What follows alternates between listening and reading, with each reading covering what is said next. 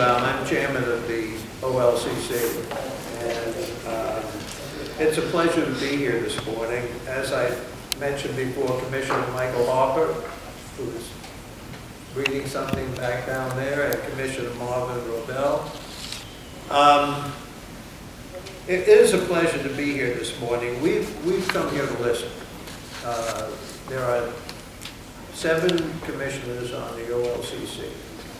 5 of the 7 are really relatively new, if not extremely new, including myself. There's a lot to learn. I believe we're pretty bright people, but we don't know an awful lot of what's going on. And this listening session is really important to us. There's a couple of things that I think you should be cognizant of.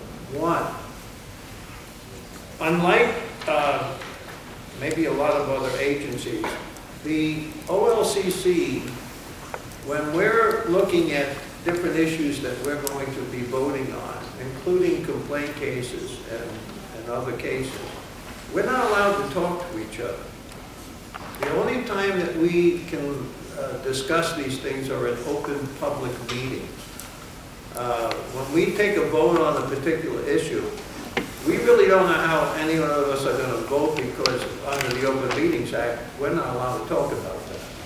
So this is a wonderful opportunity to listen to you and for us to at least impart whatever information or opinions we have in an open session, which is very important for us as well. We have a great staff. I just want to say one thing, which is going to come back during this discussion again. It's my opinion, but we're an extremely business-friendly agency. The Oregon wine industry has a tremendous reputation, and you have to protect that as best as you can. We're here to help. I can't stress that strongly enough. We're here to help. We're here to listen, and we're here to work with you. Take this as a constructive criticism. I've only been around here a little while. I was a member of the Michigan legislature. I was chairman of the Judiciary Committee. I've been involved in the legislative process before I came to Oregon many, many years ago. You collectively have an interest of being on the same page when you come to the legislature. If there's infighting, and there always is going to be infighting in any agency, in any organization or any industry, it's much more productive to iron out those problems before you come to the legislature. It's easier to iron out those problems before you come to the OLCC. We're here to help, but quite frankly, we're not going to be a referee between different factions of any organization that has different opinions. So we're here to help. If you have what they call a Rules Advisory Committee, and I'll get into that a little bit later, it'd be very, very beneficial for all of us, for you the guys to try to work it out before you come to us. We have 2 members of the legislature here before I introduce Steve. Representative Chase, Senator Golden. Would either one of you like to? Yes, it's actually Representative Pam Marsh. Oh, Marsh, I'm sorry. Let me let her. Sure. Well, just a couple of words. We had, if any of you followed the legislative session, we had a session that sort of unexpectedly put a lot of contention and highlight on issues within the wine industry, and really made it clear that we have differing ideas about what the best strategies are for advancing that and supporting that industry, and different actions that we should be taking at the state level. Fortunately, from my perspective, and I think from Jeff's perspective, we got out of that session without any sort of legislation passed that would have limited our choices in the future. So now I'm just so happy to have OLCC here, and want to welcome all of you to Southern Oregon. We're going to, after this morning, we have further sessions on weed and local government. So they're going to be here all day listening to concerns of the Rogue Valley, and really welcome you. Because now I think is our chance to start the conversation over again. as indicated, we need to have a strategy when we go into the short session next year, and certainly the long session the year after that, for moving the industry forward in a way that is broadly supported within the base. I think the legislation we saw this year quite clearly didn't meet that standard. So welcome all of you, look forward to the conversation. Well, I will second the welcome. My name is Jeff Golden. I represent Senate District 3, which is the better part of Jackson County. I really want to thank you for coming. It says a lot to us that you would come to us. We'd like to say that the mileage is the same from here to Portland as vice versa. It means a lot. It says a lot to come and listen. Pam said most of what I want to do. We were surprised at how much. Oh, I also see Representative Kim Wallan from District 6 is here as well. We were surprised by the amount of difficult and sort of adversarial issues that came up within the wine industry, and would love, nothing punitive past. We would love it and would like to facilitate, I think, if we can find ways for resolving some of those issues that don't ask the state to pass laws about it, because that seems to me to be, and I think Paul's point is very well taken. I can tell you're a former legislator, and he says, could you try to settle your issues best you can before you come to this? So there's that. There are a lot of cannabis issues. We won't be talking about them here, but labor issues. OLCC I discovered this time. I always knew it was an important agency, but with Steve's help, we spent a lot of time together in a Ways and Means subcommittee hearings this year. I really got to appreciate how many aspects of Oregon's life OLCC touches. It's an amazing organization. So thank you for coming, and I'm here to listen as well. Thank you. Commissioners? Oh, representative. Oh, I'm sorry. That's okay. We didn't know you were here, so I apologize. Yeah, I just came in, so we're good. I sat on the Economic Development Committee, as did Pam Marsh, and so we heard a lot of, what we called it, we ended up having it be the Wine and Weed Committee. It turned out that was what we heard a lot about. It's very, I don't know how much of this Representative Marsh said, but there is a really interesting divide between the North and the South that came out pretty clearly in all of the discussions that we had. And it was not partisan, it was North-South. And since there's so many fewer people in the South, there are fewer representatives, and had House Bills 830 and 831 made it to the floor, they would have passed merely on the strength of the numbers of northern representatives versus the number of southern representatives. They'll be back. The Willamette Valley people, they really do want these wine labeling laws.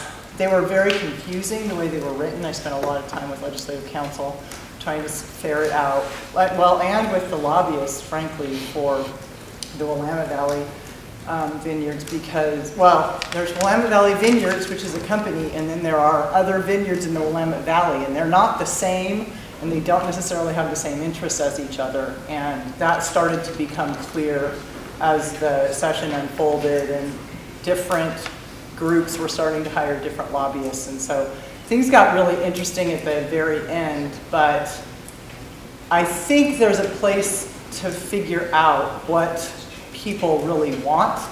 And I don't think that Senate Bills 830 and 831 were very clear about what they wanted. It seemed very much like they were designed to ace Southern Oregon out of the Pinot Noir industry, particularly.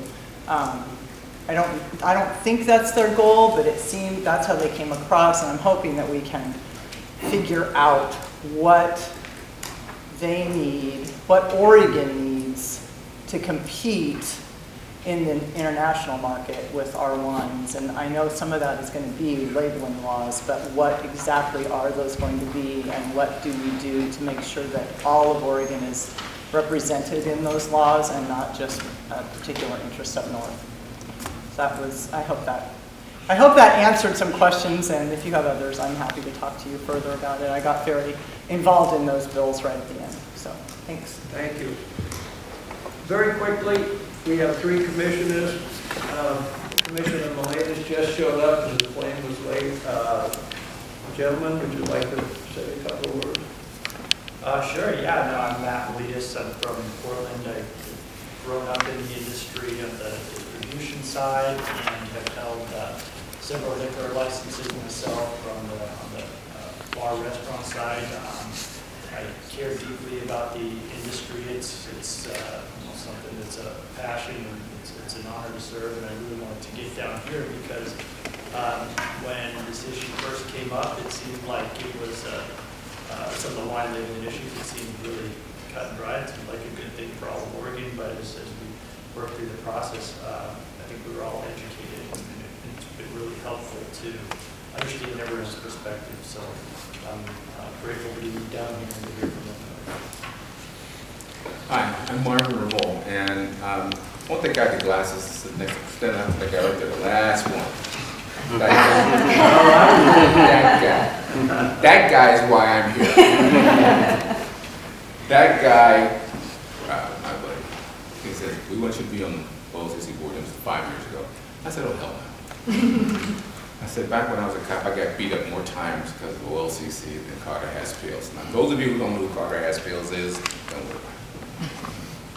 I have been extremely happy that he sat me down and said, no, this is going to be a different direction. We have a new leader over here. We have a new director, a new mandate by the governor to be more educational, to be more inclusive, and you're going to like it. So now I get teased as being the old guy a lot, and it is true. My overall interest in being on this organization is for the security and the prosperity for the state of Oregon.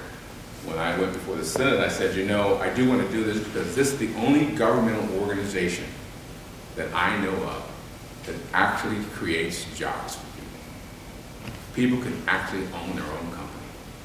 People can go out and get mortgages and send their kids to colleges because they can own their company. I don't know of any other governmental agency out there that actually will allow people to do that. So when I look at what we're trying to accomplish, I can tell you it is for the state of Oregon. We get our marching orders from the legislature.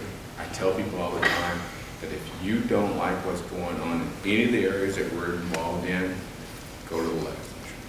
Because once we get what we can do, we're going to create rules and regulations that will safeguard the industries, all of them, for the betterment of the state of Oregon.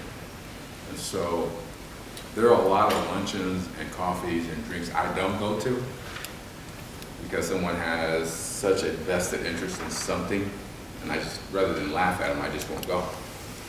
Because if it doesn't serve the state, then it's not going to serve anybody. So I'm very happy to be here so we can move forward and protect what we've got. Because we have to protect what we've got. There are other people in other states who don't give a rat's behind, and they will harm us. Good morning. I'm Commissioner Michael Harper. I represent Congressional District Number 5, and as you can tell, I'm pro-athletics. I was appointed by Governor Harper for all these gentlemen just because of the fact that I really represent wellness and health. And one of the great things that we do at the Commission is educate. And we hope through these meetings and through these times together that we can get information from you that we can provide to our citizens of the state of Oregon. I am very, very active in regards to the opioid crisis and the things that we do here in the state to make our state healthier. And it's important that our agency is at the top, in the front of this issue that affects everybody in our state. So thank you so much for allowing me to stay on the commission. Thanks to our executive director, Steve Marks, that's got some incredible marching orders, and it's a very difficult job. And as you educate us, we hope that we take your concerns and place it within the cities, within our citizens in the entire state of Oregon. So thank you so much for allowing me to come down to Medford along with my other superstar friend, Rob Patrick, and with you all today. So thank you very much. Rob, I had every intention of introducing you, but I was... Thank you. I appreciate it. Steve, I'm going to turn it over to Steve Marsh, the So, Do executive you want me to go through the agenda real quickly yeah, let's first? do that. So, I'm Jean Lawson. I'm not with OLCC. I'm just here to facilitate today. So the point here, they are all here to listen to you. So there are 3 major areas they'd like to give you a little background on to bring you up to speed as context. And our goal was to sort of go through that, get any questions you've got on that, have some discussion bit by bit. But we wanted to reserve some time for you to bring up additional issues. I think we're going to play it a bit by ear.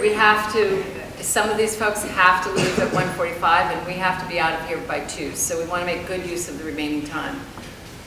Steve, as director, is going to give you sort of an overview, but also introduce folks and... Yeah, so you're an awful small crowd. I'd like to know who I'm talking to, how you're engaged with the industry, what you do here. If you wouldn't mind doing a brief self-introduction, that'd be fantastic.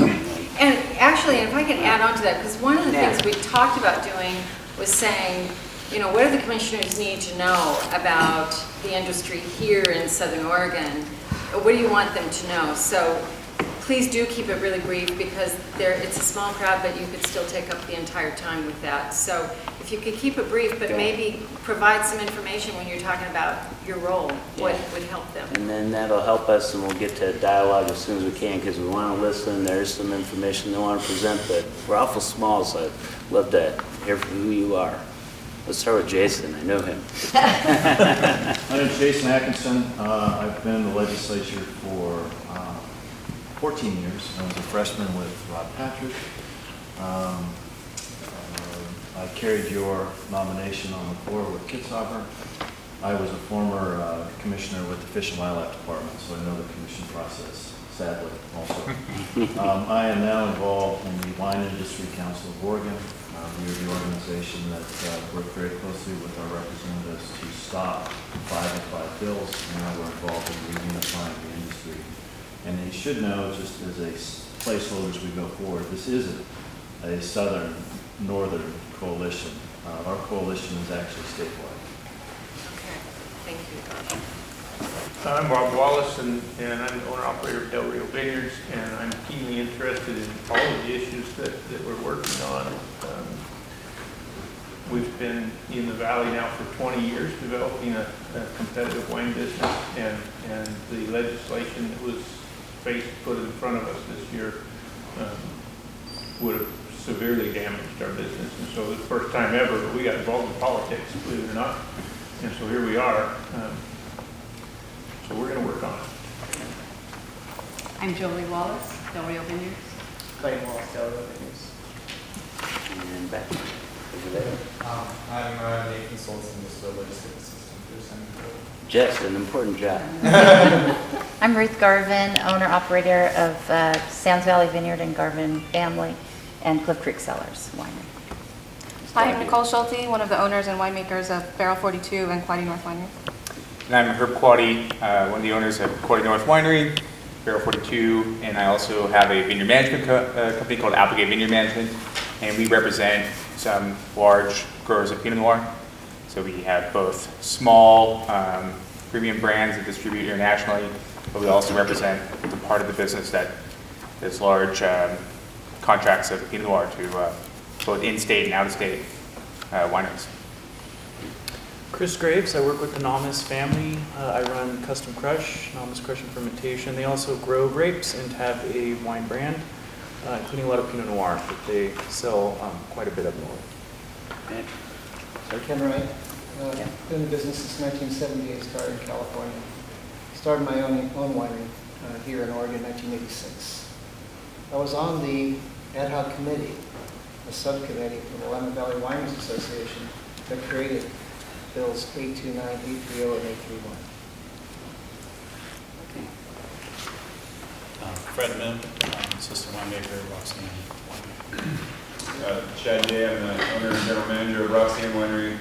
I'm treasurer for Willamette Valley Vendors and president for Bear Creek Wine Trail, so representing quite a few wineries. Kent Barthon, I'm the winemaker at Roxanne Winery. Cora Tree. I'm a graduate from Eagle Point High School, and I just graduated with my business industry at Oregon State University, and I am currently an employee at Willamette Valley Vineyards. And I'm here representing my home state because that's, where both my homes are right now. Congratulations, Bill Beaver. Thank you. Scott Steingraber, I am the owner of Chriselle Cellars, and also I'm the president of the Southern Oregon Winery Association as well. And I'm Kylie Evans. I'm the winemaker at Two Hog Vineyard and Winery here in Medford. I'm Mike McNally. My wife and I own Bearson Vineyard in the Willamette Valley, and I'm president of the Willamette Valley Wineries Association. I'm George Blava. I'm with the Capital Press. Renee Niedermeyer, Government Relations, OLCC. Dennis Hurley, I'm a licensed attorney in several states but not Oregon, and I'm just here to learn. I'm Nicole, and I am also with Willamette Valley Vineyards. My name is Michaela Pope. I'm the brand manager for Willamette Valley Vineyards. I primarily work with distributor and chain relations. Amy Amrine, a senator at Jeff Merkley's office. I'm the local field representative. Nice to have you here. I'm going to ask people to speak up. My wife tells me that I'm losing my hearing. And we But I'll tell you to speak up. Yes. I'm Maureen Flanagan Battistella. I'm at Southern Oregon University, but today I'm reporting for the Mail Tribune. Fantastic. So thanks for taking that time. I know it took a little time, but it's nice to know who you're talking to and where they're from. I'm going to be really brief because I think, during the session, there was a lot of consternation, some new ideas, some new challenges to the Oregon wine industry. And I've been around, and for you that don't know my history, I was around the legislative process from 1985 on with Senate President Kitzhaber, Governor Kitzhaber, spent time out in the private sector and came to here. And I can tell you that I think, there was a difficult battle there. It was one where there hadn't been a lot of experience with some of those issues. I certainly know, the OLCC wasn't all that involved with winemakers on content standards or labeling or AVAs.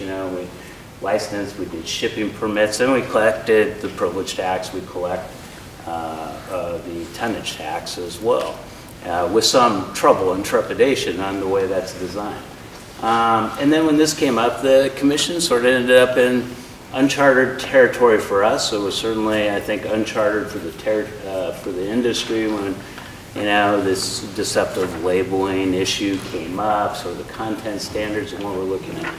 I just want to say, and having gone through that and seen what's happened during the session, I think the legislature actually did a very good job of managing a new issue and new information without taking steps that put us in a bad position, because we have time to act on anything we need to for the industry still. We do have the tonnage tax to do. It's more directive on what we need to do with that, and we can talk about that going forward. But I just want to say, I think you've heard the values of this commission. This commission values the entirety of the industry. They want to understand the industry more fully. I'll share with you that I am from Roseburg, Oregon, Southern Oregon. When I was in the legislature, I watched all the initial winery legislation develop, and some of the early stuff that happened in the Willamette, and then down the road and in the Umpqua area where I live. I've come to realize, in like a lot of things, when you get into political issues and you have different areas, people don't have channels of communication that are wide open. We don't have really open, clear governance structures around some of those AVAs and what that looks like. And being sort of oriented towards problem solving and hearing and spending some time talking to the different interests in this, I think there's a lot more that we can do together to move it forward on both ends of the spectrum. We have some things we have to do, but then we have some things that I think we have to do. The commission can set this up. Some of those are going to be legislative. In fact, we have little authority, but we have time to think about how we help the industry, how we work these through, and how we solve some of these issues between the exclusivity of products that some people want, and then this sort of commercial production that's very valuable in the winemaking process that's going on in the trade in grapes and other things. So we come to it, or I come to it, at least I'll speak for myself, from a real problem-solving point of view. I'm glad to hear Jason and others talk about how we come together again, because I think that's the most important thing we can do for the entirety of the industry. And I think our role, we have some things we have to do because the legislature told us we had to do them. And then we have some things to learn about, educate ourselves, help educate you on government processes and the legislature and others so we can take action and be effective to help the industry. I think that's what we're in it for. So I don't know where we want to go next. Okay, so next we're going to start giving you, and we should introduce, we didn't go through the staff, but we have key staff here today. So Kelly and Jamie, and I'm going to let you guys say a bit more about who you are when you present, but Kelly and Jamie are going to each be presenting some information. Jamie's going to start by talking about giving you some information on rulemaking process, and then Kelly's going to be talking about the tonnage tax, and then Jamie's going to be talking some about labeling issues. Primarily these things from the legislative perspective and how it affects how we move forward. But they're going to keep theirs really short so we can come back and hear from you guys, questions. I would ask of you guys, the ground rules are pretty dang simple. Be nice, which clearly you guys all are. Be succinct and share the air, so let others speak before you speak once, before you speak twice, and keep your comments short.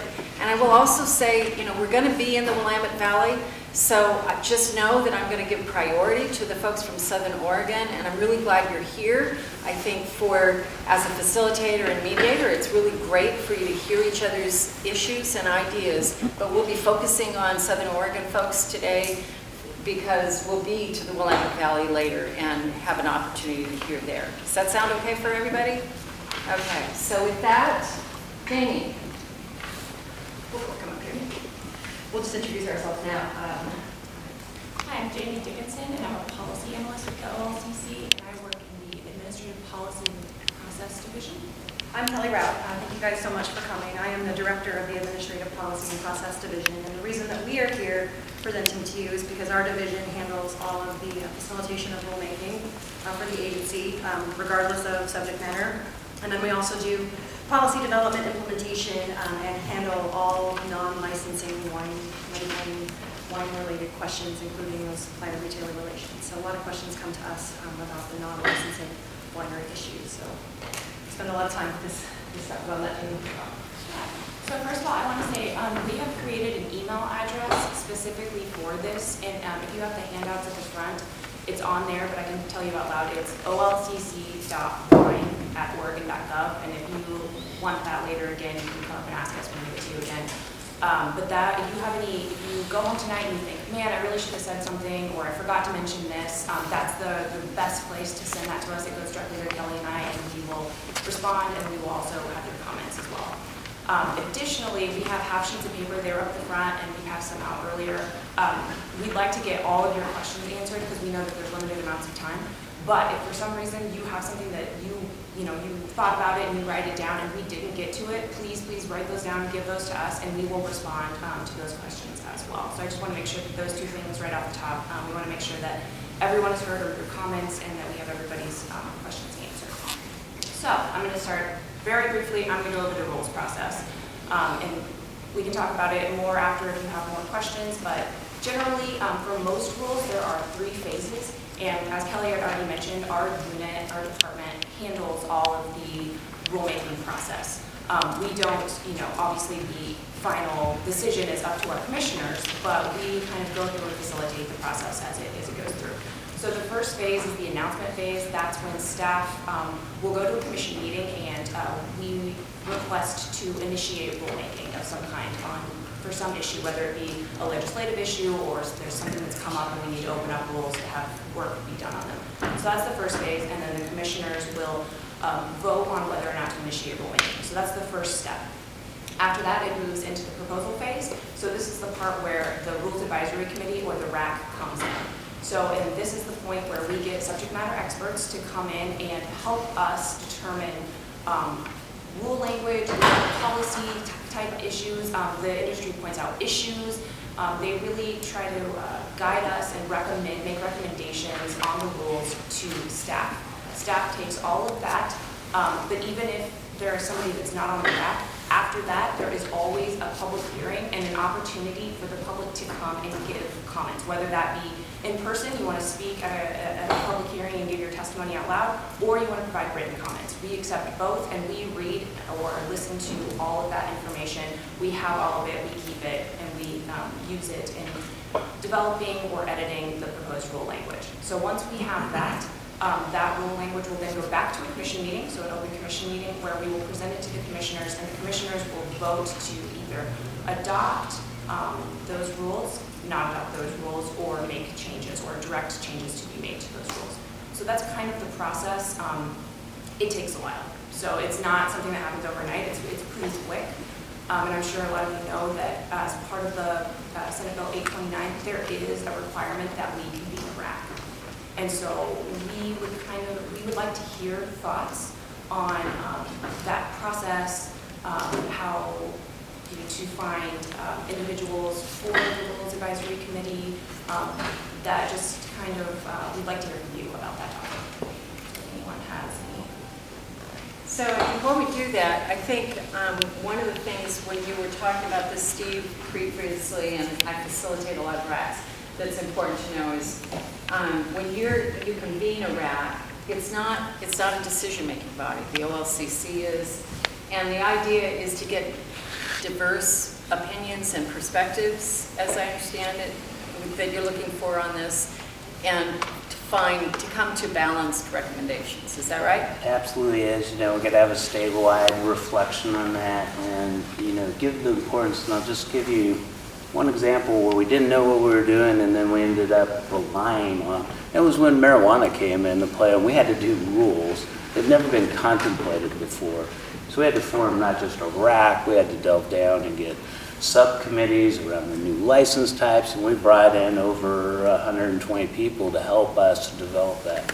Now, I'm not saying we need to do that with these issues, but I'm here to say they're that important to make sure that we get everyone involved, and that we make sure that we have the rules are a little more simple, but some of the other issues that may be talked about and discussed along the way are certainly reasons for us to have good advice from the entire state on anything the commission is contemplating. So thoughts on the rules process? Any questions, concerns? Oh, come on. I know. Thank you. Mr. Del Rio, right? That's right. Okay.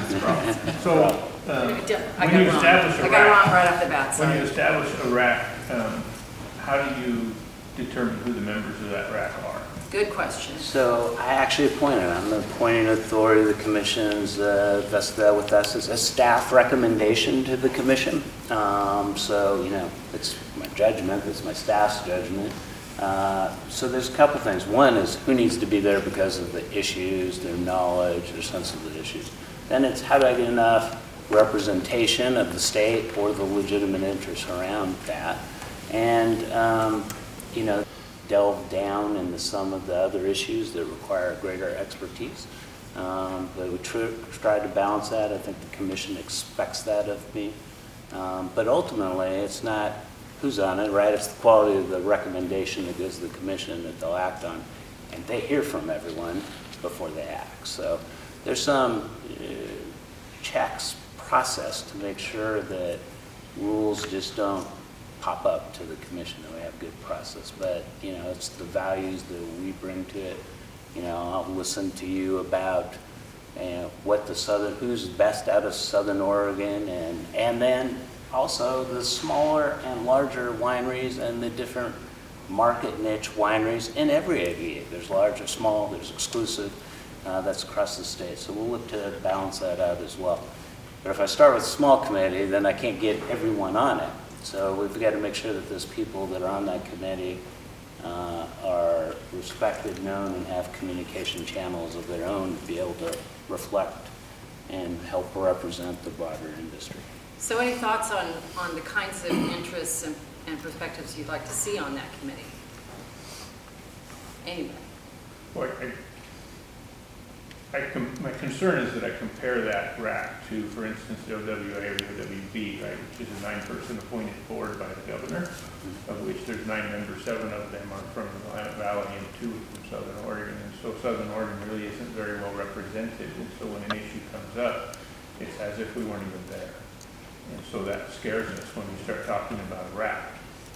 And I also am not sure, as per the 829 legislation that requires the rack, what does that rack encompass? Does it encompass only those things that were in that 829, or does it encompass all things wine, right? Are we going to talk about putting a moratorium on vineyards, or are we just talking about conjunctive labeling?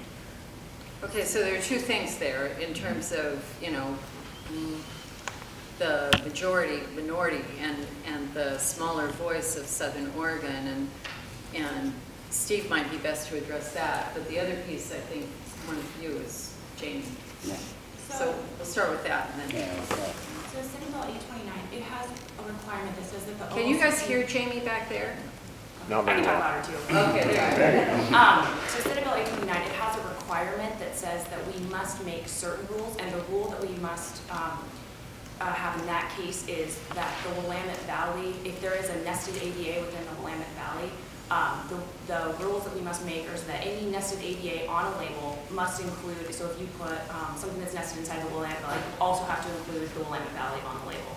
There are font and size requirements, lettering requirements for those, for the words on the label. And then in addition, it has information about who's going to be on the rack.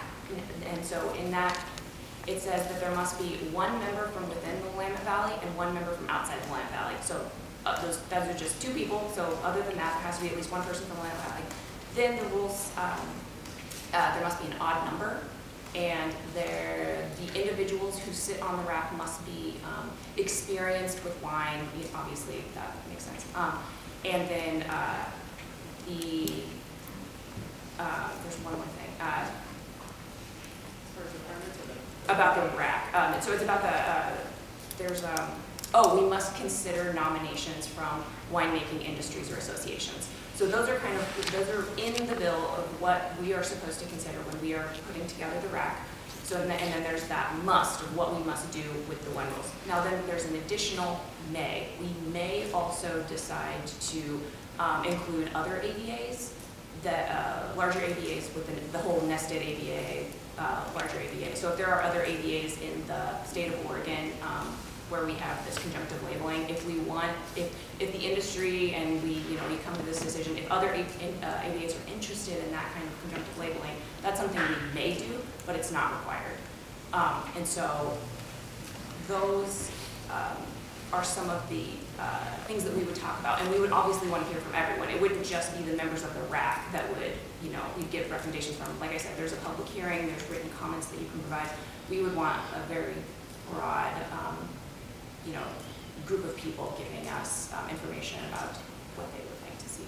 So the answer to that question, this particular RAC then is subject only to rules that would relate to conjunctive labeling in the Willamette Valley, is that correct? That's what that bill talks about. And the other thing I wanted to mention to you is there is also a penalty schedule that is the recommendations that the RAC will make. They want, it includes a penalty schedule for not following that labeling requirement.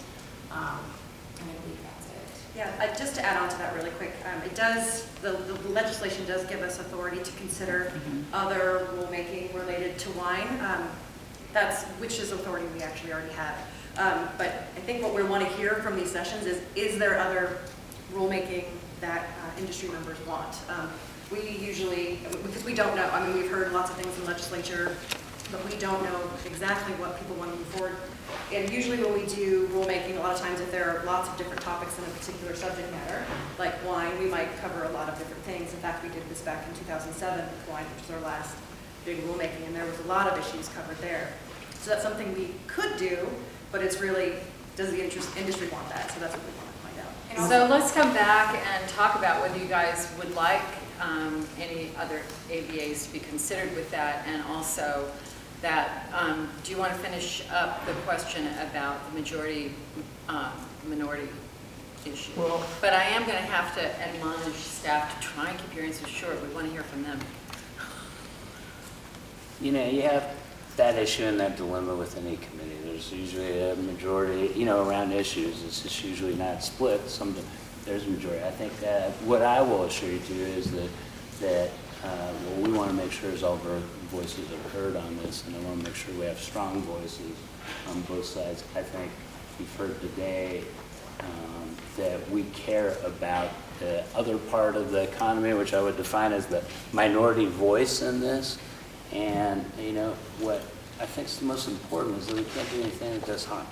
And those are the values that I'll bring to appointing the committee, and to make sure that you have the representation you need. I know it's always, you know, because we have to do something, it always creates that risk something will happen. But, you know, there's one issue we have to move quickly on, and that's the conjunctive labeling for the land. The rest of those are issues that we have time to discuss. We don't have to make a recommendation. It's a power that rests there. We don't have to do something quickly on that. There's one part of the job we must do, and I think we should get that done. And the rest of the conjunctive labeling issues for other AVAs, and the rest of the issues that we actually have existing authority over without the bill, are there for us to learn about. And that's what this listening tour, I think, for us is, to look for those things, maybe not look for them if we don't need to do them, and to figure out what we can do. What I will just say is, you won't, this is just a political reality, you won't find a commission sticking out in front of us on these divisive issues if we haven't balanced them before the legislature acts on these things. And we'll try to help the legislature. If we can find a way to get consensus amongst you to do things that are important for the industry and balance, you know, this commission's ready to do that. But I don't think, given the set and importance of these issues and what we saw take place in the legislature, I just think it's an expectation that we won't get too far in front of this. And so that's why I say we got time to do the other issues. I think that's just, one, that's a reality, and two, it's going to require the time, because I think what a lot of the things do is we rush to ideas about how to do the policies, and how to control some of the issues that were economically impinging on the industry, and I'm not quite sure we got the best ideas. We got some quick ideas. These guys have been thinking about these things way too much. So. No, not really. But to be serious, they have a lot of information. They care a lot. I'm going to be slamming them down a little here because I really want to hear from you guys. No, I want to say something on it before you rush on it. I'm starting to get some very strong opinions about all this, good or bad or indifferent, I don't know. But Senate Bill 830 and 3448 did not pass. As accurately said, there's a lot in those bills, a real lot. Two things that were mentioned on it were that there's 18 grades that are exempt from the 95% requirement. Nobody's talking about that at this point, but it's going to come back to us. One thing that wasn't said that was in those bills too is that the OLCC can classify certain grapes as non-exclusive. We're not going to sit in there, at least I don't think we're going to sit in there and act as a referee. These are really tough decisions that whatever you do, we need guidance on it. So I'm following through with what the Executive Director Mark said. Those 18 exemptions are presently in the law right now. You want to do another 5 or 6? I don't know. It's going to come up. All this stuff is going to come up. We need to have some guidance on it. We're on your side. We want this thing to work, certainly for the state of Oregon. I think all of us are very business orientated in terms that we want this thing to succeed. We've got 3 distinguished members of the legislature in here. They're going to be facing the same problem as we are. So these are the type of issues that need to be discussed outside of here before. We're looking for help on it. You know, there's no doubt that the 18... So I saw a whole bunch of hands coming up, so thank you. So one, you guys, who all had started to raise your hand? Yes, I saw you and you. So 1, 2, 3, you guys remember your number. And 4, did I see a hand? No. Okay, 1, 2, 3, let's go there. There's no doubt that the list of 18 is woefully short. You know, and that was somebody's vision quite a few years ago, and you know, what is done now, what has grown in this state has changed and morphed over time. But I think where a lot of us really have a difficult problem with those particular bills that were presented were that that they were essentially put there to benefit one over essentially punish another. And I don't want to call it punishment, but we were hurt by it if they were actually to go through because it hurt our sales and our business dealings. It hurts interstate commerce. There's a whole slew of things that basically come out of it, and so I'm really glad when you mentioned that you're business friendly and we want to make things work out within themselves. For our association, we would like to work through these issues as best we can away from this type of forum, and then work from there so that it benefits all of our entities, both up north, south, wherever we are. But going to the legislature, I'm not sure is the right way to do it, and I really feel that even going to some sort of a rack, even if it comes out of, say, for example, the conjunctive labeling type of issue, Rob's right. We don't have the people. We're not up there in Salem. So our representation is dwarfed in that process. Thank you. And on the question of, and as you guys answered, the question about whether other issues should be addressed on the rack and what kind of perspectives you'd like to see on it. So, ma'am. I just have a real specific question on the SB 829 rack. What I heard you say the legislature directed you to do is in regards to Willamette Valley, but maybe for the entire state. So I would like to know how that, what the feeling on, I'm assuming you're just putting a rack together at this point. You already have your rack.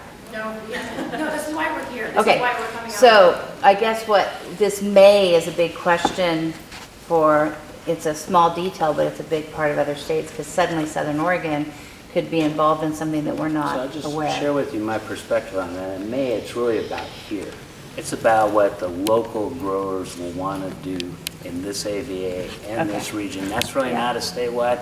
I think that's more determinative about whether something would be included in AVA is the local view of that. Same thing for the Umpqua or any other AVA on the conjunctive labeling. If one region wants to do it, how we determine, and when I talked about it, I just want to repeat this because I know you have associations, I know you have affiliations, but it's not always clear about how those areas are governed, and that's part of our job to help pull that together and make sure we hear from all the right people. If we're going to consider doing something here, we get the signal that it definitely should not happen down here for a whole lot of reasons, then we'd be able to understand it. And so the clarity is, the May is a question to you, and I think that's what Jamie was presenting is, would you like to have it explored? Would you like to have something, additional rules explored, to have that thing explored? As I understood it in our advanced planning, they want to know what you guys want. So, sir. I think I'd like to speak directly to the commissioners. Absolutely. Spread out in a crazy way. Thank you very much to our legislators who really were the reason, one of the bigger reasons why we're here. Our biggest concern, let me be very specific, is mission creep beyond Senate Bill 829. Anytime there's other issues that are brought in beyond that, we're going to have a huge problem. As Senate Bill 111 was started, and we were able to beat it back, it was put into a rack as a compromise to pat the rural guys from Southern Oregon and the Umpqua Valley on the head. And we said, no, we didn't want a rack in Senate Bill 111. Senate Bill 830 and 831 were also racks were added to those. So unfortunately, as commissioners, you are all in very political circumstances. You have representatives of Senate Bill 830 and 831 in the room. You have the largest proponent of Senate Bill 111 in the room, and they're sending out things to make sure that everybody goes to all your meetings around the state. Okay, that's great, that's the process. But where we come down as a statewide organization is, anytime we're going to see mission creep into those areas of those bills that we spent 5 very bloody months killing, those are going to be problems for us. The legislature specifically did not ask the OLCC to convene a work group of the industry.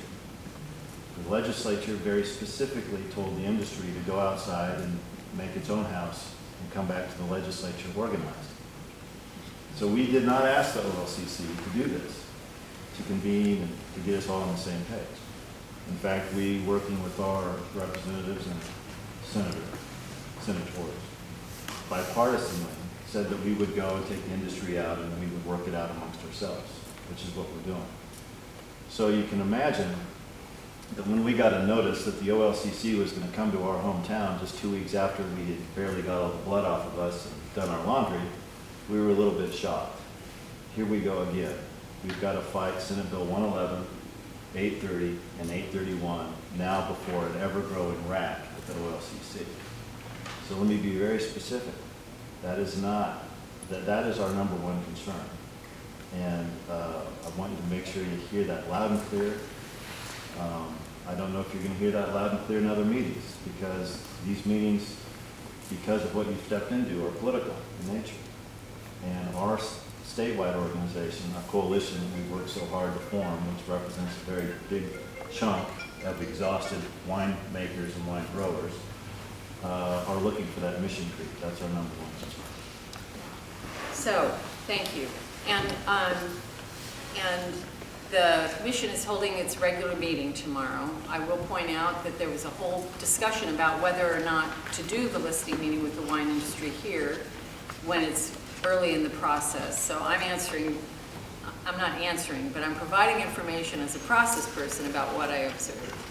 So they are genuinely here to listen, not here to push an agenda, if that was the fear, because I think that's what I heard you saying. I'm telling you what our concern is. Good. If a rack grows beyond that Senate bill, we'll have a problem. And do you see, so for the rack that was required, do you have any input on what should be included on that? Or perspectives? I leave it to the professionals. Okay. Well, we didn't actually oppose that bill. Yeah, okay. So we were okay with what was in that bill. So but do you have any thoughts? If they're going to use that bill to creep into some other issues, then And like I think they were saying, so the language was may, and so the question to you guys is may, and I think what you're saying is no, we don't want that. So it was like, do you want us to do that? And you're saying no. You're saying no very clearly on behalf of a lot of folks. So the question Jane was posing is they do have to form a rack on this one. Does this group have any thoughts they want to make sure are shared before it's formed? We got it, no scope creep, but to address the one that was there. I think we alluded or hopefully answered that. But let me tell you what happened at the beginning of my tenure. I was directly approached about a problem in the wine industry, and I thought, for lack of a better term, it was a no-brainer. And I was 100% behind it. And I was going to do whatever I could because it was to protect the wine industry. I didn't look at Southern Oregon. I didn't look at the Willamette Valley. I looked at, does this make a good business sense, and should we be protecting the industry? And we said yes, we're going to go all out on it. What I didn't realize is that there were certain people who were opposed to it.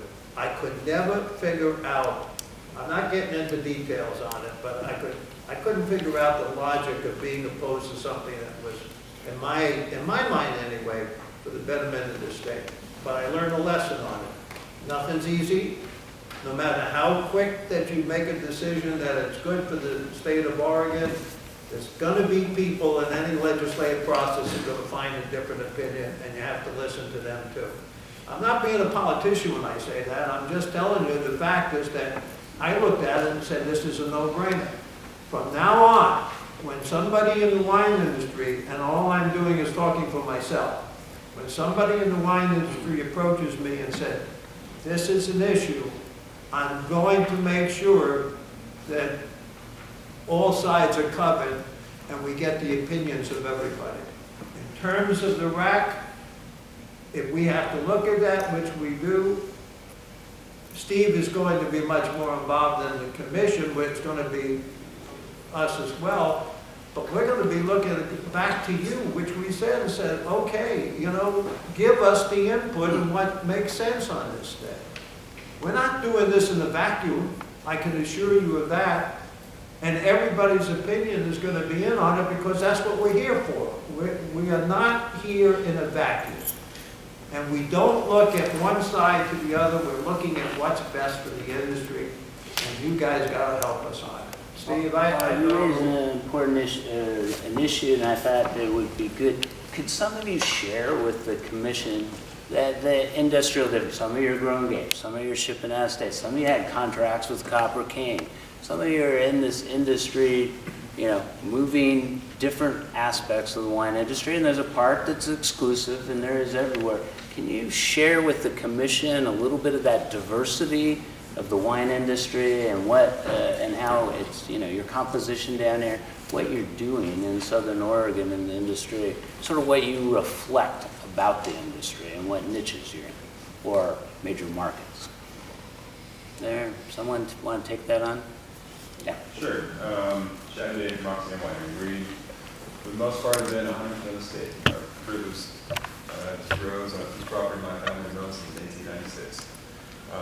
But there's a big difference between what Rob Wallace is doing and what I'm doing and what the novices are doing and Ruth. You know, we all have very different business plans. Some of us are selling grapes out of state. All my fruit comes from my estate. So when I think of a conjunctive labeling, I look at Southern Oregon, and we have 3 different appellations that are all buried within. We have Southern Oregon, we have Rogue Valley, and then those that are growing fruit in the Applegate are buried within Rogue Valley. So if we were required to list all different AVAs, you have 3 different AVAs listed on there, and that to me just seems like a waste of space on my label.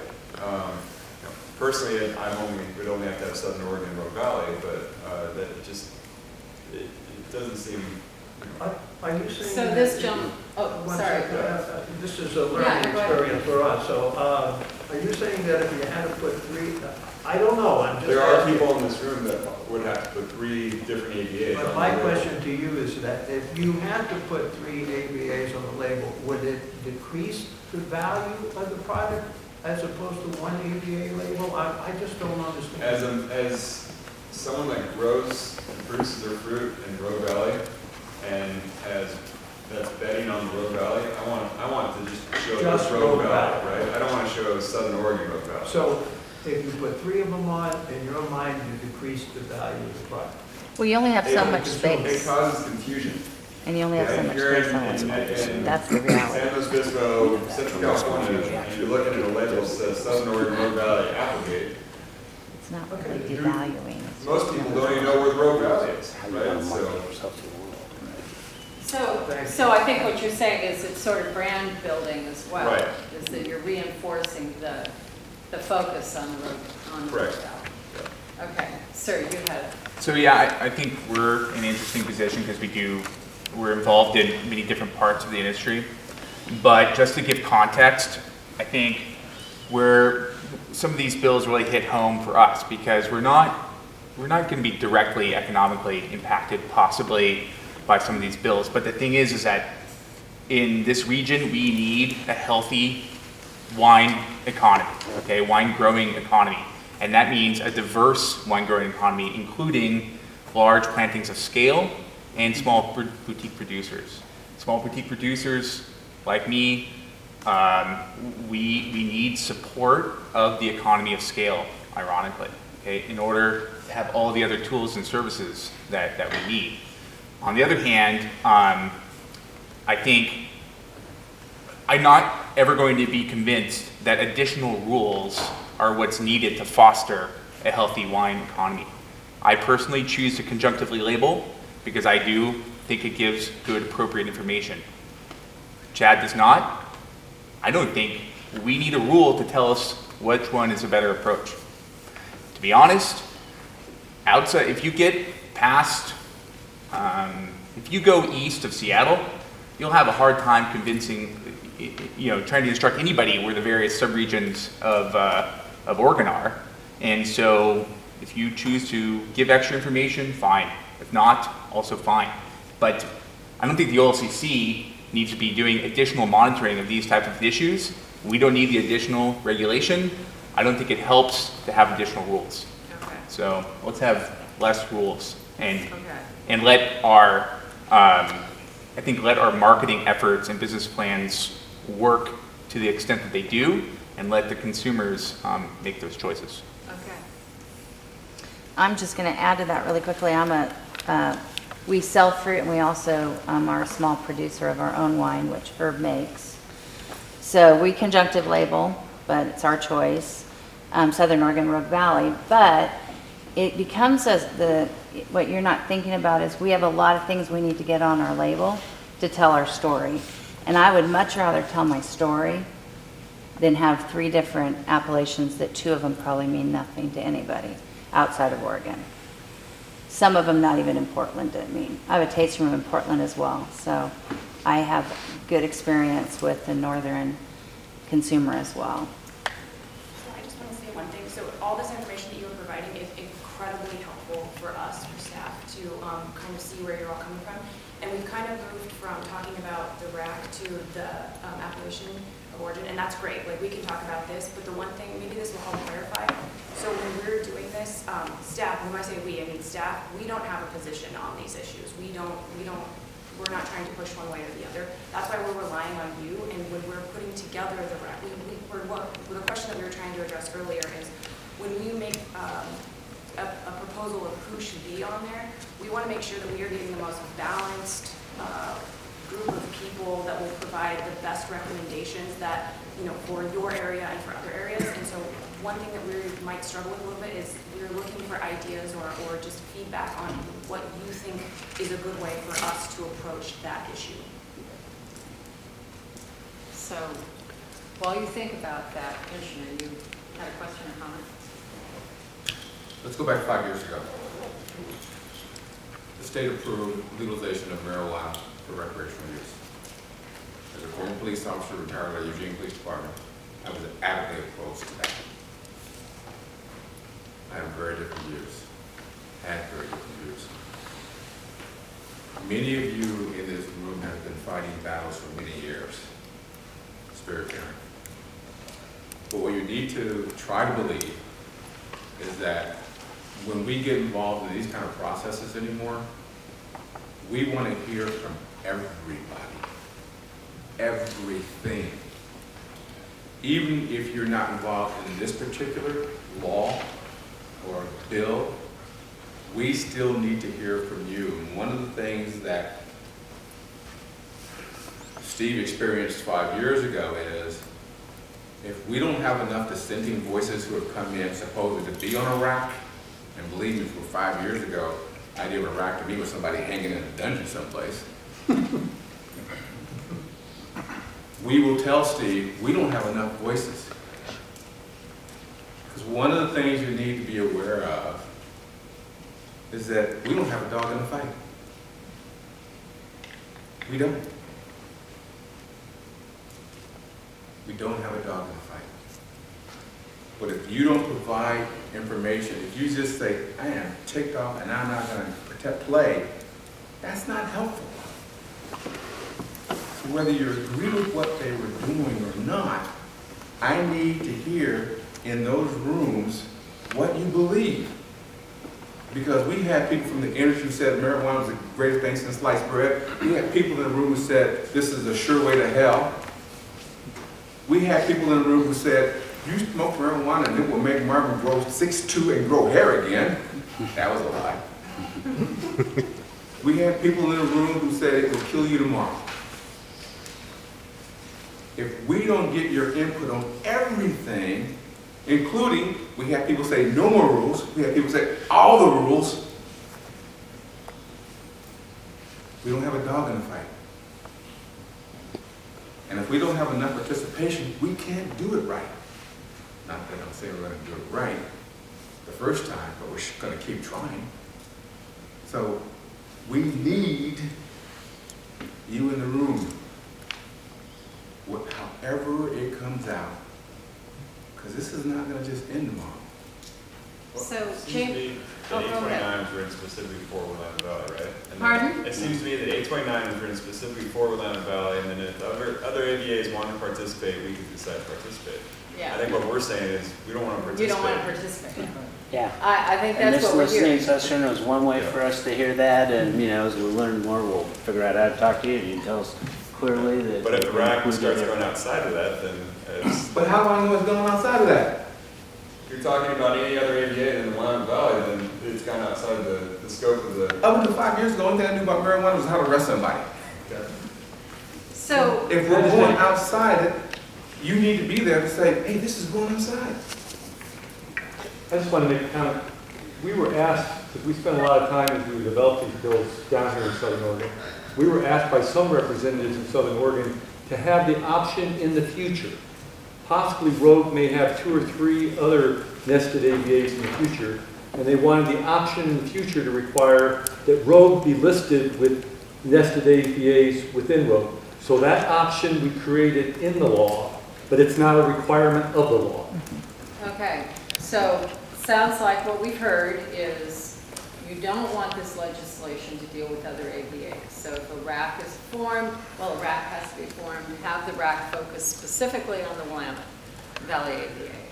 And you don't see a need at this point. So there's a point as well, is that door then, it sounds like remains open if in the future there is a desire to do that. Well, I For think, now, I think what we, I think one of the other things, though, that I didn't hear you specifically mention is that, yes, I think you're correct in that the consensus from the group is that the Rogue Valley does not want to be part of the nested AVA conversation necessarily. But the other part of it, which is even as important, if not more important to us, is that the RAC does not take the word may and insert the word must unnecessarily.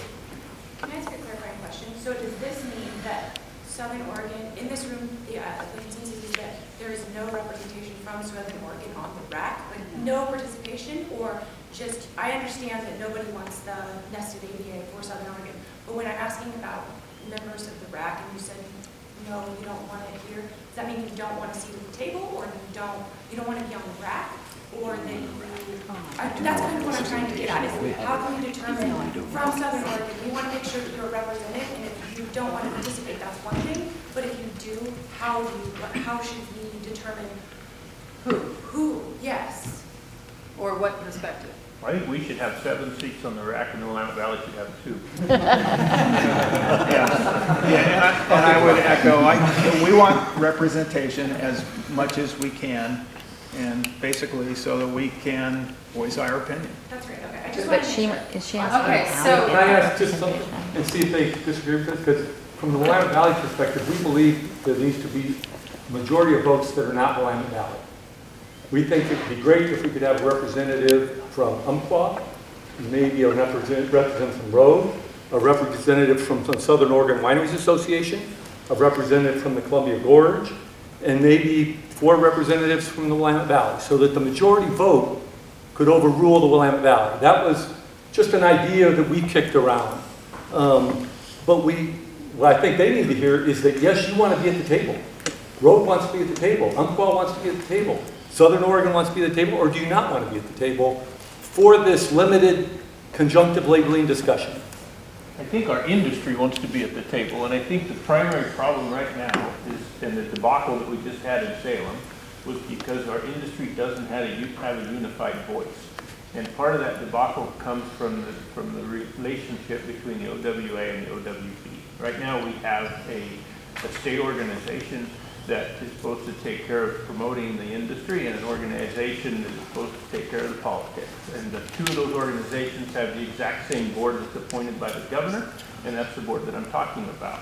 our tax dollars go to the OWB. But that's the same board that runs the OWA. And that board is out of balance with what the industry believes. And so it would be my request that you give our, and this didn't really come to be a problem until we found out about these bills after they'd already happened. And so we had to scramble to get in front of it as a non-organized organization to get this stuff in check, right? And so we were successful in doing so, but it was a challenge. And so we had these organizations that don't represent the industry proposing legislation. We finally, as a group, got it stopped, and now we're in the process of trying to reorganize our industry from one end of the state to the other, and I think it's doable. In fact, Ken Bright and I had a 2.5-hour conversation this morning. There's a very good chance that we can get together, and as an industry, we can come together, and then we can come to you all and say, this is what our industry wants. Today, we have organizations like the OWA that's presenting information to you. They just wrote a letter to the TTB as though they represent the industry, and honestly, they do not. And I think that was really the biggest issue that we had this year in legislation, is that our industry doesn't have a common voice. But we learned our lesson on that when somebody comes to us now and says, this is the industry, or this is what we want. We're at least cognizant of the fact that there's other people out there. Now, the question that I want to ask, I want to walk away with one understanding. Prior to 2007, there was a comprehensive set of rules for labeling. Now you changed it again. Now they want to change it again. Can I see by a show of hands the people who actually want to have a different set of labeling for different parts of the state?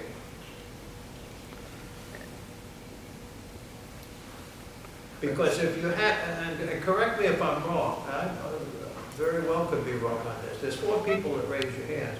If you had a different set of labeling for different parts of the state, then the ROC wouldn't be as important as it is today. I'm just asking that question because I want to see, in other words, you don't want a different set of labeling. You want all set of labeling, but you really want to get, and this is an observation, there's no criticism on here. You definitely want us to go home and think about a standard set of labeling for the state? No. No. But only 4 people raised their hands when I asked that question. Part of the challenge is the state is quite different. Down here in Rogue, it's a very warm climate. And generally in warm climates, you grow blends, and I want people in Rogue to disagree with me, to grow blends, that grow wine varieties that typically are blended, like Bordeaux, right, like rum. But up in the Willamette Valley, it's a cool climate. I understand. And generally, the red Burgundies and the white Burgundies are not blended. And so that's why we suggest you need a different set of rules where the climate is different, Willamette Valley, than Rogue. Okay, so you want us to disagree with you? I'll disagree with you because we sell a pile of fruit into the Willamette Valley that gets blended. Yep. Right, and so there's the argument. And our laws did not change that. You can still sell that fruit into Oregon designated wines. So I think we should have that conversation as an industry, not in front of the OLCC. Well, and Rob, I'd also like to just ask, you made the statement that nobody talked to you before these laws were presented. The Willamette Valley Wineries Association, I specifically sat in Carlton and talked to you about it. We were down here 3 or 4 times talking with all the associations down here. We informed Southern Oregon about Senate Bill 111. So let's not throw Willamette Valley Wineries Association into the... Well, you're here, so I actually heard about 111 from a customer in California that said if this legislation passes, I won't be able to buy fruit or wine from you anymore. And so that was you not guys, our bill. this is, I want to, on the one hand, validate that it's worthwhile for OLCC to understand the issues and to listen, but it sounds like working this out is something that needs to happen elsewhere. We have been doing this kind of free form. There are 2 other issues that the staff was going to present. We've gotten into the labeling issue to a degree. One more question. Okay. That I'd like to ask. So I hear what you guys are saying about coming together as an industry. So our question, we have a difficult time. How do we contact you? How should we reach out as the OLCC to find out more information? This is one of the areas that we can. struggle with. So if you do come up with a consensus and you decide that you have someone that you would like to recommend, if we have a certain timeline in which we have to get this process started, how would we reach out to you? How would we provide information about what we're doing to you? Well, that's the reason that we'd like to take a breath after this legislation and give ourselves a chance to get together. Do you agree with that? I would agree. You know, we don't have a common voice right just now. to be, from my perspective, you know, as part of the team that wrote 829, we didn't write 111. Nothing to do with it. Zero. And 111 had a lot of problems. A lot of problems. Okay? We recognized those two. Rob recognized it. And he got with the battle and he stopped it. Became conflated and confused with that. And so 830 and 831 went down. But let's remember, it wasn't a half a year.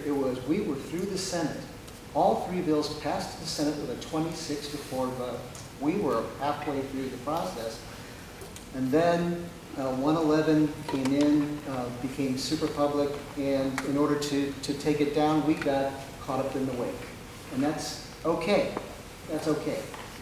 What we've learned from all that is, you know, in the end, because we really were only thinking about the Willamette Valley and trying to be fair, as Mike was saying, trying to talk to everybody all over the state, trying to be fair. But in the end, it blew up with the two, not 829, but 830 and 831. It blew up. It's okay. I have tremendous respect for this man and his family. They're amazing. And I know we've known each other for years and years and years. And I think we can work this out. I think that we can come together through, he's creating an organization that's a statewide organization of people who were upset about mostly 111, mostly that. And I think that together we can find ways to move forward to have parts and pieces of what the Willamette Valley is trying to achieve, work with parts and pieces of what he wants to achieve. I think we can do that. I really believe it. But we need time. But as he said, we need time. So I want to come back to James' question, which really is targeted to the Southern Oregon folks here at this point, is how OLCC needs to know how to work with and reach out to with stakeholders here in Southern Oregon. And I have a feeling so that... let me just answer that question, because we've done it, and I think we got the answer. One, there's associations, and we know who they are. And then when you get beyond that, it's kind of everyone comes together, and there's no one that pulls everyone together, and you reach out to who you reach out to. That's how it happens. They don't have a magical governance for the whole thing.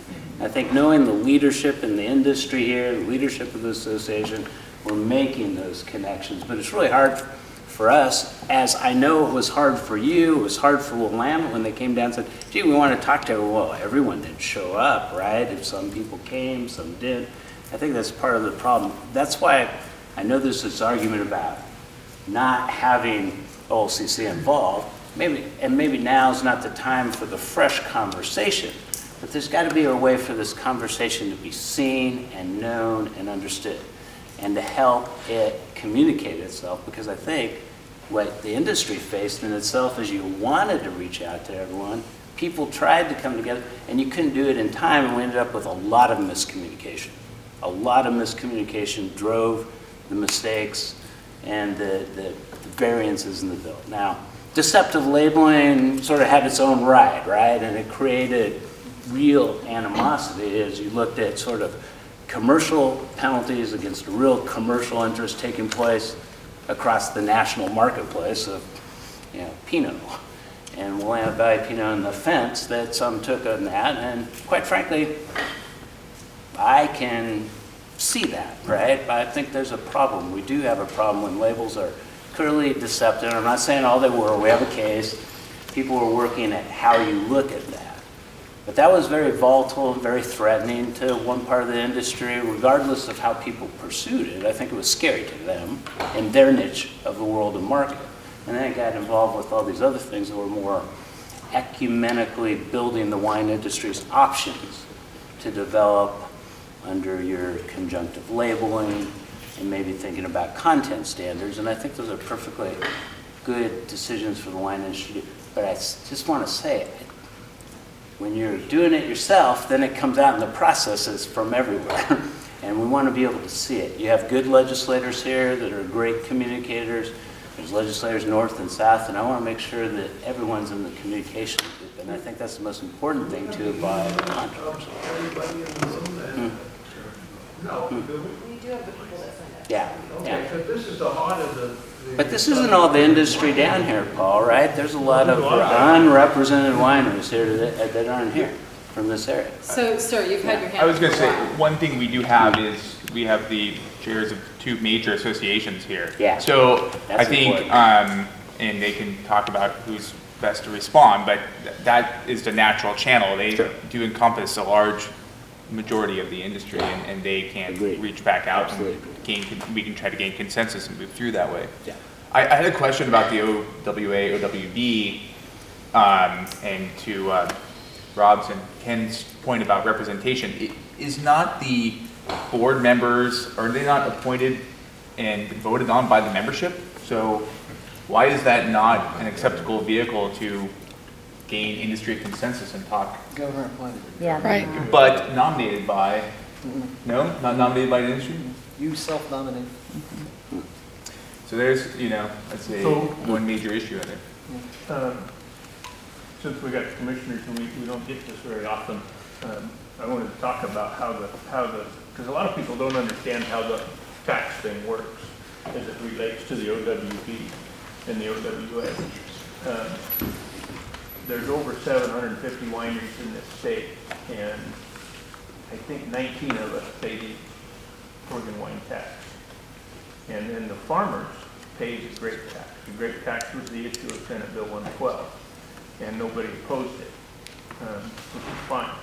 But what that says is, so the grape tax comes from the farmers, and it goes to the OWB, supports the marketing efforts of the processors or the wineries, right?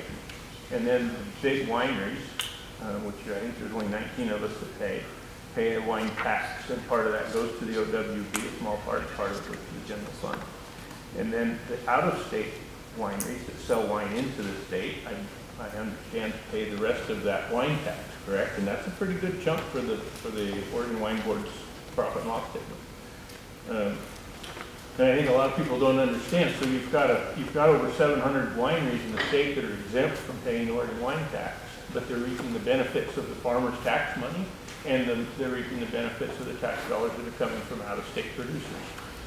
And so I just need, I don't know how to explain that. And I think this is an important point. It's an interesting situation. And they're marketing more of the exclusive wines, they're marketing the wines, but it's the the vendors that are left out of the right. And then full benefits. And I'm not going to say that, but I think you have a point. I mean, you have a really good point. And I've always said, the tonnage tax itself, trying to extend, and the legislature said, take a look and see if you can get out-of-state compliance on paying that. It isn't, as I've talked to you, it's a hunt and pack kind of situation. It's not a particularly efficient tax to create. And we raised the issue with a lot of folks about whether the juice was worth the squeeze on how much work we had to do to return a little bit of money. I think there was another issue besides taxes, tonnage tax, and that was, we want to know where the grapes are going, right? We want to know the California companies that may be doing it, and how they're labeling, and make sure that all that's done on the up and up. There's no problem with shipping grapes out of state and labeling bottles of wine correctly, right? That's good.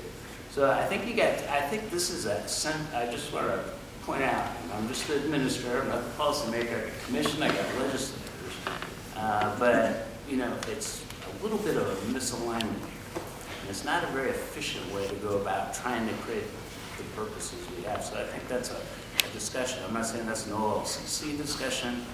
That's my observation. And I think drawn out of, I think, what you feel is an equity of the tax you pay and the service you don't get, or you feel you get. Well, and it's kind of a pay-to-play situation, right? So for me to be involved with the marketing dollars that I give them in my taxes, I have to pay $6,000 to the OWA to join that association, because it's based on acreage, but I get the same vote as those that are paying $200, right? And I don't agree with their particular politics, and I'm Southern Oregon, so I don't have a vote.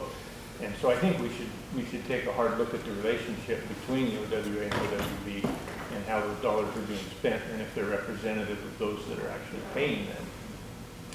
You don't have a problem with the function they represent or what they're doing. You're just saying I shouldn't be the one doing all that. Well, talking about if you want to talk about their budget, that's a different story because there is over $1.3 million of that money goes to payroll, and that I do kind of have a problem with. I'm not going to talk about that. So I know that this is not, that the relationship there and how the tonnage tax is allocated, et cetera, is not something that OLCC has a role in or a voice in particularly. But I think the commissioners are interested in understanding for this industry what the big issues are. And it sounds like that's a big let me one. actually correct that. One of the concerns we had with Senate Bill 111, 830, and 831 when racks were added to them is that the OLCC would then go to the OWA and select OWA members to be part of that rack. And the OWA presenting itself as leading the entire industry is a problem. We don't think that's the case any longer. The coalition that by tonnage that we had put together on these bills represents close to 70% of the statewide industry. And yet we were concerned that the OWA influence on your rack would be member by member by member, and we'd be facing the exact same dynamic that we face at OWB. Again, just a signpost, OWB and OWA have the exact same human beings on both boards. Gotcha. And that OWA uses, I don't want to throw anybody under the bus, but they lobby professionally. They were lobbying for Senate Bill 111 that we stopped.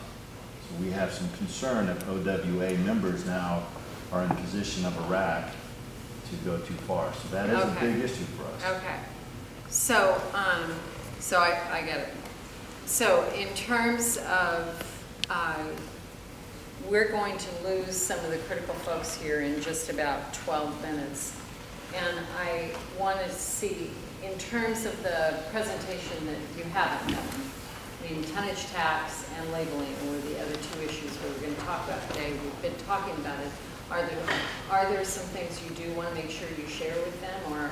On labeling, no. We've definitely heard loud and clear that labeling is going to be talked about amongst the industry, amongst themselves, and then come to us, which I think is great.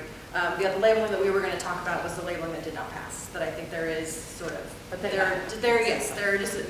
working on it, so we don't need to really go into that. On tonnage tax, I was just going to highlight what had changed. I will just say, just briefly, that it doesn't change the amount of the tax. It does switch who pays the tax, especially for those grapes that are going out of state.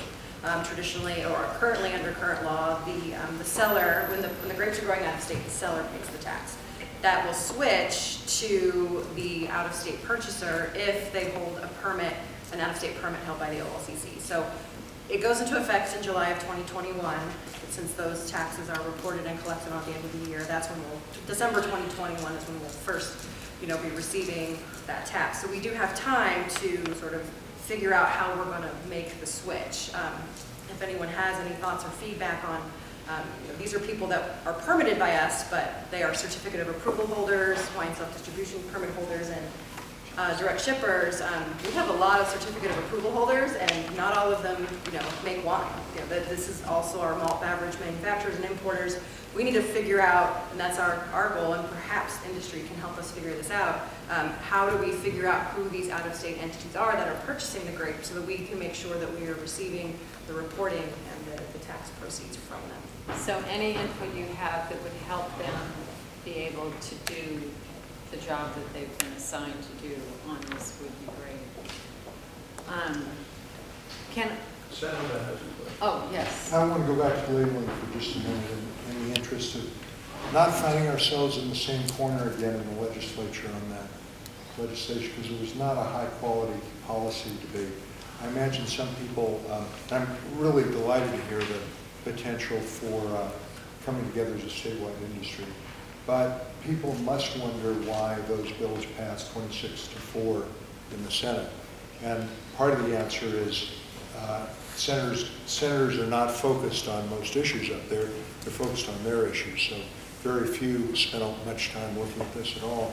But the premise that carried the day was basically, this is oversimplifying a little, was that there are two names, two brands that have developed, that have built extraordinary value, and that others shouldn't be able to unfairly ride on the coattails, Willamette Valley and Pinot Noir, and that those are now so extraordinarily valuable in the marketplace, even though you're looking at 95% content already, that we should mandate by law that certain growers in certain areas should be able to require 100% content.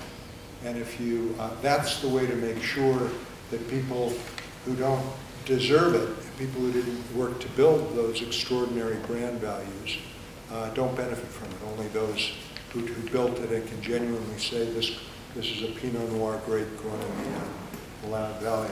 I'm obviously combining some things. But I would, while we have a commission here, I'd like to hear the reaction of anybody in the room to that argument, which proved to carry the day in the Senate. So I actually did bring a couple bottles with me that have Pinot Noir, that have Willamette Valley on there twice, even though these grapes you can see vinted and bottled by California. And it makes the consumer believe that 75% of this is coming from California. This is incredibly misleading. And California has different regulations in their Pinot Noir and in their varietals that we have gone above and beyond to protect, and we want to continue protecting that, and we want to hold other states accountable for what we're doing because it's special. This is a viable resource that we have for Oregon, and we have to make sure that we're protecting it. And we have to make sure that someone can't just put whatever they want to on the label. We have to protect our wine, our industry, and our labels because what we're doing is very, very special. And it is not okay for someone to be able to come in and just do whatever they want to with it. Thank you. I want to make sure we have only about 5 more minutes before we lose our executive director and the chair. This is a listening session. So for the Southern Oregon representatives, are there other issues that you'd like to take this chance about your industry, that things that you deal with that you think would be helpful for them to understand, or questions that you have for them? I thought you were raising your hand. Sorry. You can't scratch your neck. It's just, no, seriously. I have just one quick thing. I have to say, I've had to deal with the OLCC quite a lot. They've been entirely pleasant and helpful, and coming from California originally, that organization's not quite the same. And other organizations, other regulatory agencies are the same. So I just thought, you guys might like to hear that the representatives here in Medford, the statewide representatives, I think they are actually, they're quite easy to work with and generally want to help. So good job on that side. Nice, thank you. Well, just as a final word, thank you. Yeah. It's always nice to hear that. And I just would hope that everybody who leaves here today understands you have some very sincere commissioners who are interested in listening and helping. Our doors are open, that's really the truth, and don't hesitate. This, for me, has been an invaluable experience. The only confusion I had is when I asked that question, how many people in this room would like to see different standards for different areas of the state? In my ears, I heard you saying that through this whole conversation, only 4 people raised their hands. So it's something that we need to discuss, but thank you so much for coming, and I hope you understand the enthusiasm we have to making this better. I'll just clarify, I'm one that raised my hand. I worked on the land use between Southern Oregon and Willamette Valley, and the use of farmland. And it's a similar issue in the sense that Southern Oregon has very different needs, And Willamette Valley has very different needs. There's a land density, there's all different things, and we ended up coming up with different rules for different areas of the state because you can't look at the whole state being in the same place at the same time. You know, it comes strictly from age also. The Willamette Valley wine industry is far beyond us in years, and to Rob's point, the Oregon Wine Board, they grew off of the back of that tax. We don't find them helping us grow as much, so there's that animosity that happens. But I don't think you can lump the wine industry in this state into one category. So I think you have to be aware, and you have to be able to look at different needs in the different areas. The other thing of the point, we grow a lot of different varietals. We have the luxury of growing a lot of different varietals where Willamette Valley does not have that luxury. And they have built their name off the Pinot Noir, but it doesn't mean that the Pinot Noir that's grown in this valley is any less value. But our business model is very different. And selling fruit is, like Herb said, we need economy of scale productions as well as our boutique. And we need to have laws and regulations that recognize that. So if that helps in understanding. I have to go, but I want to say and then you can continue on. Let me, I just want to thank you, and I think that's really important. You know, I came out of a governance structure that talked a lot about regional solutions, and I really believe in that. You got to have baseline values and baseline standards, but adapting things for the economy or place or people and the self-governance you can put around those parts of your economy, your government, what you do as an industry, I think are really important. And I'm really glad you talked about that difference, because that's a huge difference in really what you need to, out of, not us, but out of marketing, out of the state, out of how we look at Southern Oregon wine as compared to Willamette wine. Last thing I just want to tell you is I came out of Central California. East and west of Sacramento is my mom and dad's hometown. My grandfather farmed on the Delta, and he sold his Cole pears to Ernest Gallo as a neutral fluid for his winemaking. So I got a long farm history with both. I saw that California region when it developed, and I had the opportunity to see the Oregon region. It's much different. We obviously benefit from our economic interests with our fellow states, and we also have some needs out of the other states, I think, that, you know, I got to work on a higher national level with the national statewide level, and I am a bit with my counterpart in Washington and counterparts more like in California. It's not as, it's broken up a little bit. So thank you. I really appreciate you coming out, and I'll let the commissioners finish with you, but Chairman. Thank you. So we can continue. There are still staff here, and I think we still have a couple of commissioners that don't have to go. But also, we did say we'd go to 1:45, so if you feel you need to go, by all means. I do want to ask you, however, I think a lot of you did not sign in, and to that point of making sure that OLCC has a way of reaching you, please do make sure you sign in and give your contact info. So you raised your hand. I was just going to say that I think that we need to remember that we're such a small industry. We're only 1% of what gets sold nationally, and that everybody in this room wants to be able to grow and prosper, you know, going forward and sell our product. And when making more rules sometimes that make that more restrictive is very detrimental to our businesses, which is, I mean, we're so incredibly small on the national scale. Okay. Yes. Can I add a comment? I just want to say, you know, the kerfuffle that we were in during the session had nothing to do with the OLCC, right? They can't even get involved in this. So sort of the elephant in the middle of this room is what happens in the legislature, either in the short session or after that.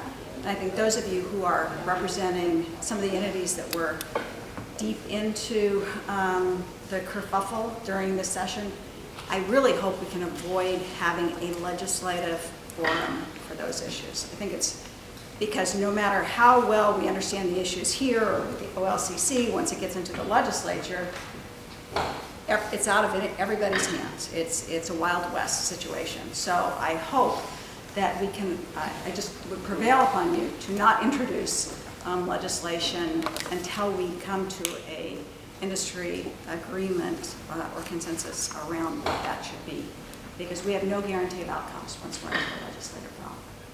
And I'm seeing heads nod to that, so. Anything else you guys would like to share? Okay, well. Yeah. I'd like to agree with the legislature, what you said, because as a commissioner for 7 years, and I'll stand up, we've never had a conversation with the wine industry. It's very, very unique, and now it's starting to touch your bottom line.